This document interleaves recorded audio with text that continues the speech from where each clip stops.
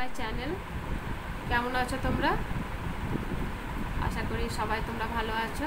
তো আমি প্রত্যেক দিনের মতোই আজকেও আবার রিভিশন লেসনগুলো নিয়ে চলে এসেছি। ক্লাস 6-এর আজকে চ্যাপ্টার 4 থেকে কিছু কমন কোয়েশ্চেনগুলো নিয়ে এসেছি টুকরো কথা থেকে। যেমন প্রথমেই চতুরাশ্রমটা তোমার বেশিরভাগ একটা প্রশ্নে আসে তোমার টিকা হিসেবে। চতুরাশ্রম কী? পরবর্তী বৈদিক যুগে জীবনযাপনের 4টি ভাগ বা পর্যায় ছিল। কী কী? ব্রহ্মচর্য, গৃহস্থ, বানপ্রস্থ এবং সন্ন্যাস। তো ছাত্রাবস্থায় গুরুগৃহে থেকে শিক্ষা লাভ করাটাই হচ্ছে তোমার ব্রহ্মচর্যশ্রম। শিক্ষা লাভের পর বিয়ে করে সংসার জীবনযাপনকে বলা হতো গৃহস্থশ্রম। বানপ্রস্থ শ্রম বলা হতো সংসার থেকে দূরে বনে কুটির বানিয়ে ধর্মচর্চা করাকে, এবং সব কিছু ভুলে ঈশ্বর চিন্তায় শেষ জীবন কাটানোকে বলা হতো সন্ন্যাসাশ্রম। এই 4টি পর্যায়কে একসঙ্গেই তোমার বলা হতো চতুরাশ্রম। আর শূদ্রদের কিন্তু এই জীবনযাপনের কোনো অধিকারই ছিল না, ঠিক আছে? তাদের এখান থেকে পুরো দূরে রাখা হয়েছিল। তোমরা এটা মুখস্থ করবে। আর একটাও আসে তোমার প্রায় বৈদিক পড়াশোনা ও শ্রুতি। বৈদিক সাহিত্য মূলত শুনে শুনে মনে রাখতে হতো, তাই বেদের অপর নাম হচ্ছে শ্রুতি।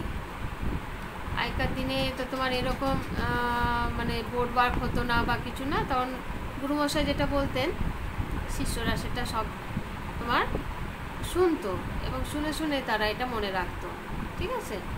ঋগ্বেদে বেকস্তুতি বলে একটা অংশ আছে, সেখানে বলা আছে একটি ব্যাঙ ডাকলে অন্যান্য ব্যাঙ তার মতোই ডাকতে থাকে। ঠিক তেমনই ঋগ্বেদে সূক্তগুলি মনে করে গুরু বা একজন শিক্ষার্থী আবৃত্তি করতো, বাকিরা শুনে শুনে সেটা মনে রাখতো এবং সেটা নিখুঁতভাবে কিন্তু বলতো, ঠিক আছে? সে কারণে নির্ভুল উচ্চারণ করে বৈদিক মন্ত্রগুলি বলার দক্ষতা অর্জন করতে হতো। তাই ছন্দ ও ব্যাকরণ বৈদিক শিক্ষা দুটি প্রধান বিষয়।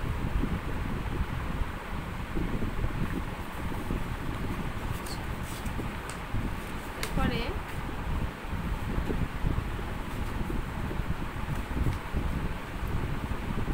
আমরা জানবো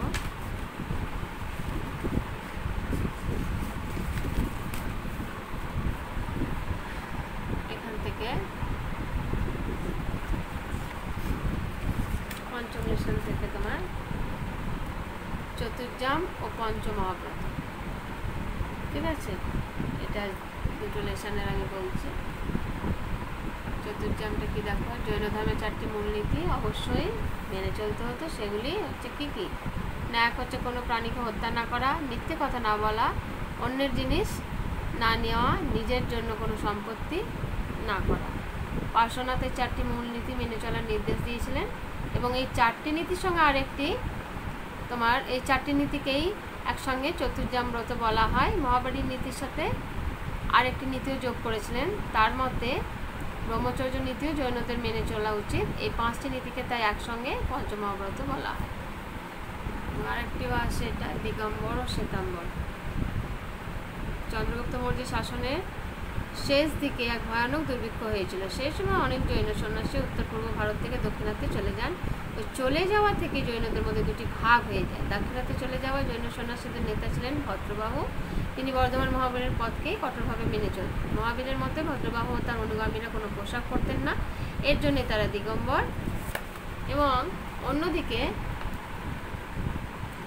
উত্তর ভারতে যারা থেকে গিয়েছিল সেই জৈনদের নেতা ছিলেন স্থূলভদ্র। তিনি পার্শ্বনাথের মতো জৈনদের একটি সাদা কাপড় ব্যবহারের পক্ষপাতী ছিলেন। এই জৈন সন্ন্যাসীদের গোষ্ঠী শ্বেতাম্বর বলে পরিচিত। খ্রিস্টীয় 1ম শতক নাগাদ দিগম্বর ও শ্বেতাম্বরদের বিভেদ পরিষ্কার হয়ে যায়, তবে জৈন ধর্মের মূল নীতিগুলির ক্ষেত্রে তাদের মধ্যে বিশেষ তফাৎ ছিল না, ঠিক আছে?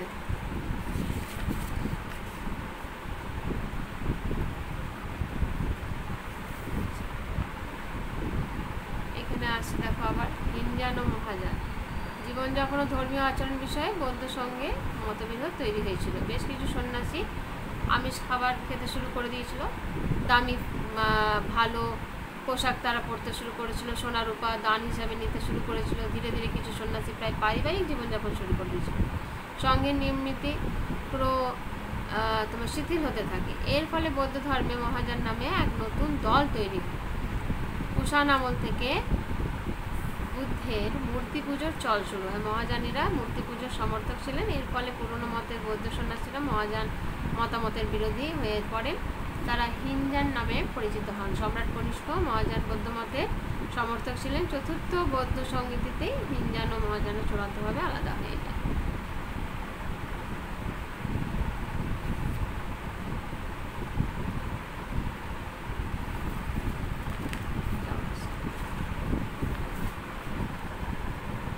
ত্রিরত্ন। জৈন ও বৌদ্ধ এই দুই ধর্মে ত্রিরত্ন বলে একটি ধারণা ছিল। তিনটি বিষয়কে দুটি ধর্মে বিশেষ গুরুত্বপূর্ণ বলে মনে করা হতো। সেগুলির এক একটিকে রত্ন বলা হয়। সংখ্যায় তিনটি, তাই এগুলোকে একসঙ্গে ত্রিরত্ন বলা হয়ে থাকে। তবে এই জৈন ধর্মের ত্রিরত্ন বৌদ্ধ ধর্মের ত্রিরত্ন থেকে কিন্তু কিছুটা আলাদা।